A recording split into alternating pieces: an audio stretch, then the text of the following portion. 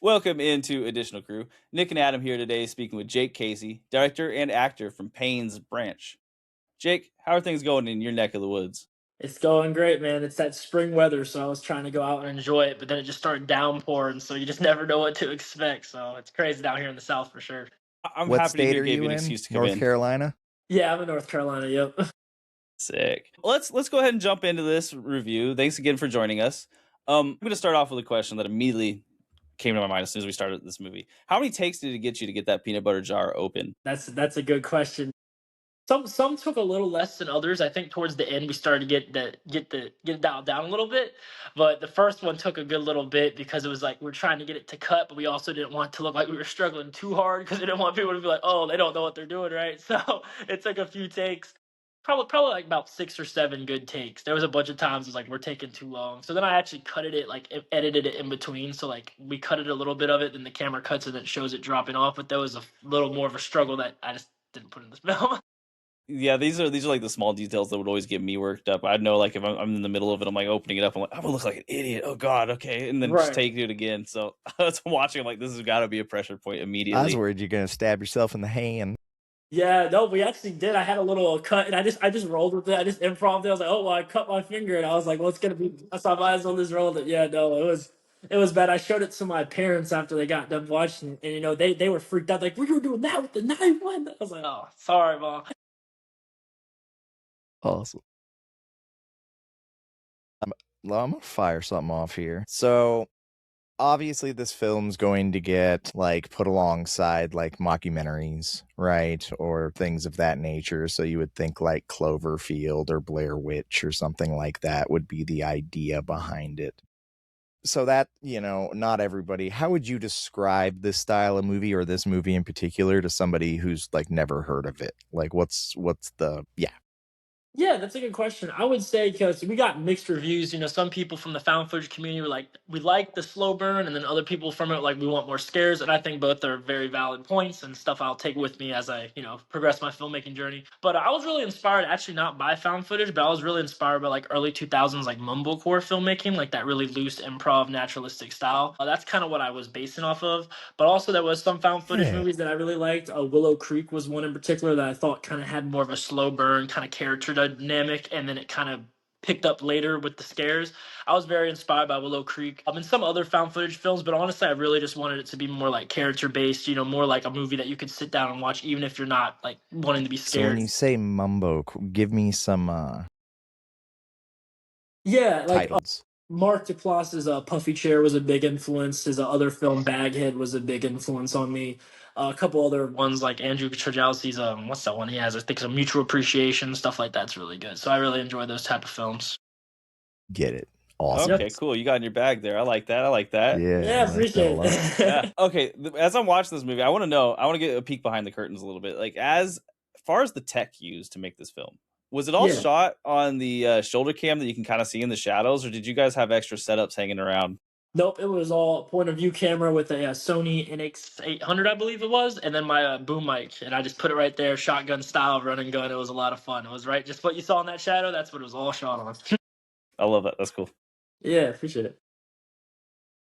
I'm gonna ask the bear question because you said as someone ignorant to monitoring and tracking bears. I'm not actually. We have a piece of land and we actually have a black bear and a cougar and a bobcat that live on it. We put trail cams out to check them out and what they're Oh, doing. that's awesome. So the methodology you use there in the Appalachians is of putting peanut butter on trees. Is that something that's common there for bringing in wildlife into shot? Yeah, a lot of times I kind of took it off from deer hunting. A lot of deer hunters, that's kind of like a very cheap way to get feeders and get the deer used to coming to your property. So I was like, I'll just put that in with bears. 'Cause I'm sure bears would mess with it sometimes. And I've heard people Oh, say I'm bears sure. have came and like knocked their peanut butter feeder down. I called it a redneck deer feeder. That's how we did down here in the Yeah, South. yeah, So yeah. I just based it off that because I also liked that it was kind of visually appealing. Like even if people didn't like hunting or if they didn't understand nature or anything like that, they would see like why are they hammering a peanut butter jar to a tree? Like even if you don't know why we're doing that, I feel like it would just keep people, kind of interested. Everybody likes peanut butter. But yeah, for You sure. would I'm have found definitely. me out there sucking on that tree. I think I saw you on the second. I was, yeah. One I'm of- hard to see in the woods. Yeah, one of my little favorite parts every time you guys are like, this smells so good. And I'm like, that seems goofy, but it's real. It's real. Yeah, no, we had to take it in. Speaking of which, I'll ask the final peanut butter related question here. How many jars of peanut butter did you guys actually purchase to get through this movie? Man, we were in Walmart. We had our hands full. I think we had like 8, 9 big things of peanut butter just walking out of the Walmart over breaking the bags. It was a mess. We had to go through a lot of peanut butter. We split the cost though, because like we were broke college kids at the time, so that peanut butter was a detriment. Yeah, dude. That's like 100 meals. Yeah, no, definitely. 100 meals just to be hammered onto a tree and licked on by deer for 2 months. Yeah. Kind of, we were bouncing this around a bit. Would you consider this a horror movie? No, I was definitely basing it on a horror movie just because I felt like that was the easiest title to give it to. I would call it maybe a little more of like a thriller, but I really don't know what you would call this movie. I kind of just let the critics tell me what they want to call it because I'm not super like, oh, this is the way it's supposed to be received. This is just like, this is what it was. I'm happy with how it came out. Some people like how it came out, other people are indifferent on it. Some people hate it. And I'm like, cool, I like all that. Because, like I said, all those reviews I take with me when I'm going on to my next film, and all criticism, positives, I take as compliments and learning experiences. Well, let me ask you this then. If it was like, I'm a VHS guy, right? And so these kind of like movies are in my wheelhouse. Like I very much enjoyed it. Thought it was great. So what shelf would it be on in the VHS store? So maybe not horror. So we had like cult, thriller.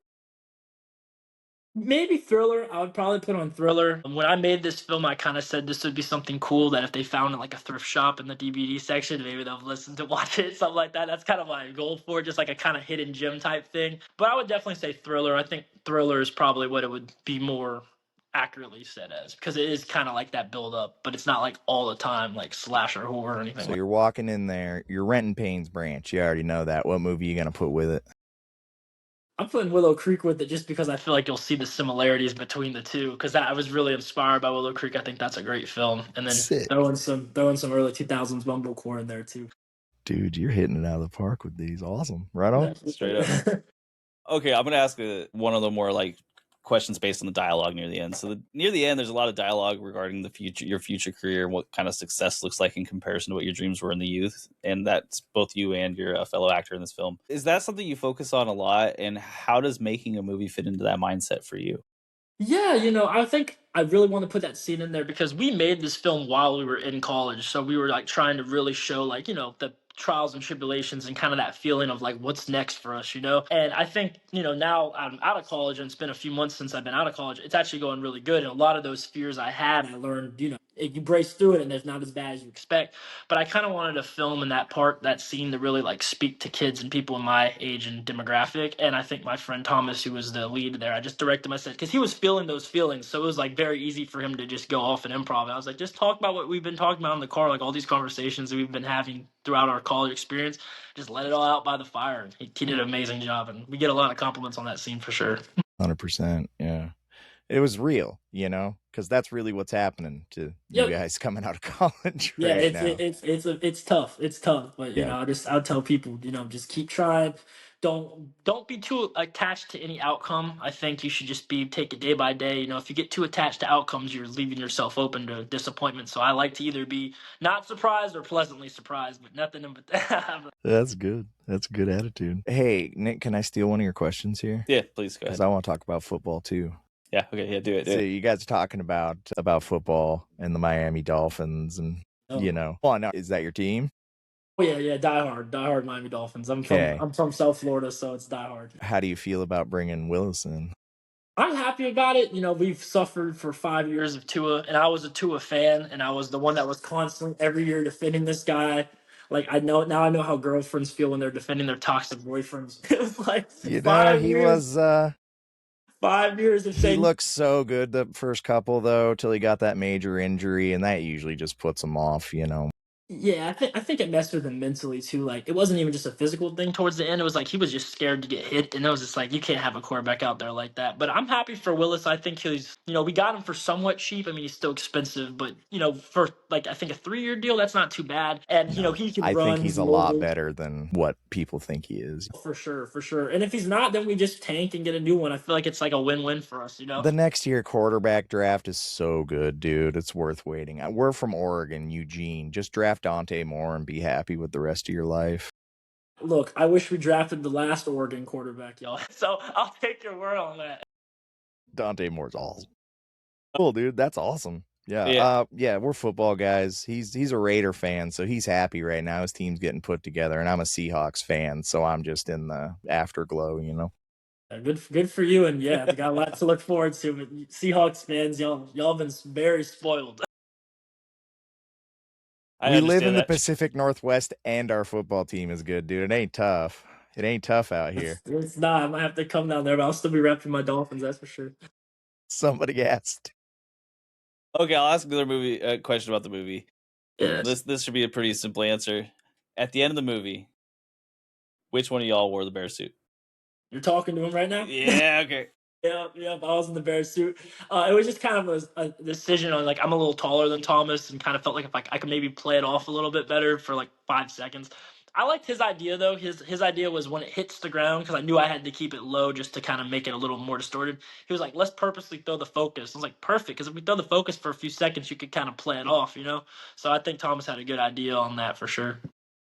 I love that you're messing around with it, figuring out creative solutions. There's nothing I like more than practical effects, and that's like as practical as you get. And I love seeing stuff like that because you can see that you guys are having fun, right? Like it doesn't have to be uber violent. It's shocking a bit, but like no, it's fun. It's a fun way to end the movie because you're like, fucking, of course, that's what happens to these guys. Right. Dude tells him 100 times, no, let's not go camp. I really want to go camping, bro. Well, you're gonna die. Like that's all I'm saying to myself in my head. Well, you're both gonna die, so go ahead.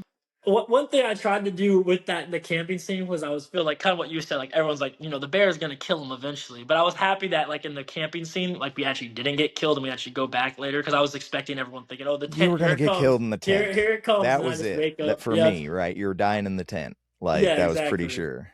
Yeah, Because that's so- terrifying. Could you imagine being trapped in a tent as the bear's trying to come in after you? Oof. As soon as you guys started talking about your future, I was like, okay, this is the sign. This is it. They're done Yeah, right now. they're done. Yeah, no, we prolonged it just a little bit. We had one more, I think, breakfast conversation, and then that was it. Well, at least homie got to have a moment of clarity and some toasted marshmallows Yeah, before that's very true. Very true. before he passed on.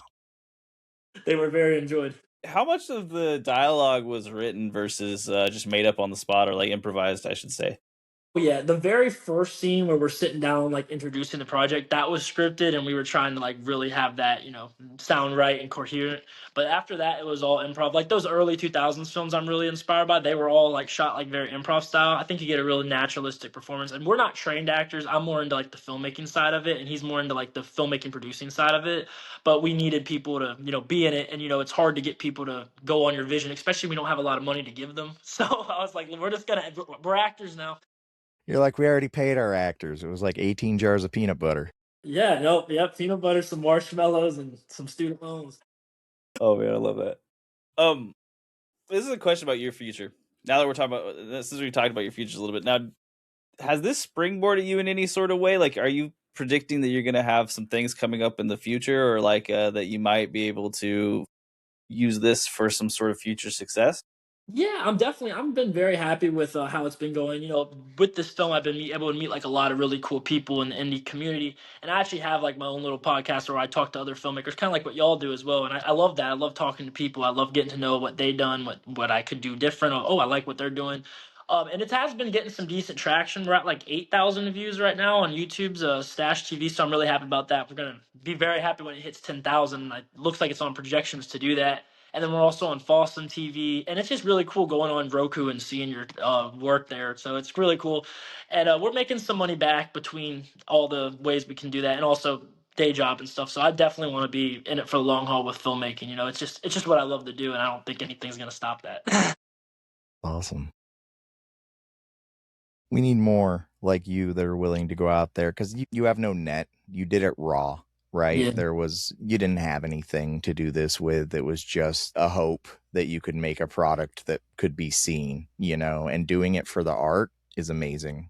Well, I That's appreciate what we that. love the most. And you could see it in the work. Let me tell you, a lot of these independent films, and me and Nick talk about it a lot, you can tell by the body language of the actors whether this is something they're enjoying doing and like they're really trying, or if this is something that they're struggling through and just want it to be done. And it really affects the outcome of the movie and how you feel about it. So when you watch a movie like Payne's Branch, you get a lot of that, like, these guys are having a great time, they're busting it out. And it made me, a lot of these movies have a disengagement rate, right? Like I'll be watching them and I just like zone out and I start thinking about something else while the movie's still playing. I didn't do that with this one. I was dialed in Wow. with the boys. We were camping, we were working on school Okay. projects, we were stressed out, and it felt like I was put into that world as like the cameraman or a third observer or something. And so, if I give you one piece of advice, keep that energy moving forward as you go, because that's really what kind of turned me on about this movie. And so, was that intentional by you guys to like Yeah, just be well, chill? first of all, I want to say thank you for that compliment. I really appreciate it because that is Yeah, something big that we dog. were trying to do. We were kind of trying to make it like I'm not a huge fan of his work, but I like his interviews. Quentin Tarantino, I watch a lot of his interviews and stuff. I wouldn't say my work's anything like his, but I just kind of like his like creative process. And he's always talking about what do you always say? He's like, you got to just be yourself when it comes to filmmaking, and you got to have like a hangout movie. He always mentions movies like that's a good hangout movie. Like just sit down and just listen to it and enjoy it. And I kind of was like, I want this film to kind of be like you sit down, kind of what you said, just you're hanging out with the boys in college, you know. So I was like, this could be kind of a hangout film. Yeah, I totally felt like I was a part of it, right? You guys did a really good job of feeling inclusive with your filmmaking. Like, I struggled with you guys. I did. That pizza was way too small for two growing boys. We didn't have enough money to buy the big ones. All the money went to the The peanut butter. breadstick comment, save me some bread, like I felt it. I'm like, We, yeah, I we know. were we were legit hungry too. That was our dinner for the night. Actually, we saved. I think maybe if one. I don't even know. We had it something microwave the next day. I love that authenticity was in it though, because you could definitely tell you're like, okay, no, this is real. This is the real scene. They're shooting Yep. this, but this is just what's happening. Yep. Pizza night. Let me ask you as one of our closing up questions here, and this is kind of something to think about, like in the future for maybe everyone. If you could describe what you think makes a horror movie effective today. I think today it's so hard just in the sense that there's so much stuff and there's so many like things out there and so many things being made. I'll say for not as much effective when it comes like how to make your movie successful because ultimately I feel like that's all up to the person who's making it. That's their vision. But I would say to be successful you have to have motivation to do it. And what I like to do is I like to block out the noise. Like I keep up with what's going on, but a lot of times I'm more just keeping up with what I want to do and how I'm trying to go. So when I look at the indie world and I look at the movies, I don't feel overwhelmed by like how much is coming out because I'm very in my own bubble, and I think it's good for like creatives to kind of just stay in their own little lane and just make stuff, you know. But when it comes like what makes it effective, that's up to them. I trust them on that. Just do it, but don't look at other things and say I need to follow that trend or this is what I need to do. Look at it like this is what I need to do as my next project, as my next growth personally. That's how I look at it for sure. That's the best advice I could give for it. I think what a lot, and this goes back to people acting disappointed in movies, comparison is the thief of joy, right? And so when you're trying to compare your art to everybody else's art, one, it's not apples and apples at all. But people 100%. see what other people are doing and they want to reach that while not just playing in their own garden, and that's where you're going to get your best work done. So yeah, that's awesome, man. Good for Yeah, you. no, I totally agree with that for Keep sure. that mentality. Will do. I'm gonna keep trying. So far, so good. Yeah, it's wonderful. I think that's all of our questions for you, Jake. Here, I want to give you a little springboard to like give yourself any shout outs, anything you'd like to get out there, like let people know where to find you next if you have anything coming up. Yeah, sure. Well, first of all, I want to say thank y'all for having me on. And y'all can check me out on Jake Casey double Y underscore on Instagram as well as YouTube. That's kind of my personal channel. And y'all can also check out my production company's Instagram and YouTube called Stay at Home Sons Productions. That's our little team because we're all stay at home kids, trying to get out, get up first place. But until then, stay at home. So y'all can check that out. And yeah, just keep making your art, y'all. Just keep putting it out there. Wicked. We're definitely looking forward to you, Jake. You'll have two people rooting for you. Hopefully, we get to talk to you again in a future project, man. Definitely, definitely. I'm working on my next future project probably sometime next year. So I'll definitely hit y'all up when that time comes. Thanks, brother. I appreciate you. Thanks again for joining us. And joining us on today, Easter of all days. So we appreciate you a lot, Jake, for taking some time sitting with us. For sure.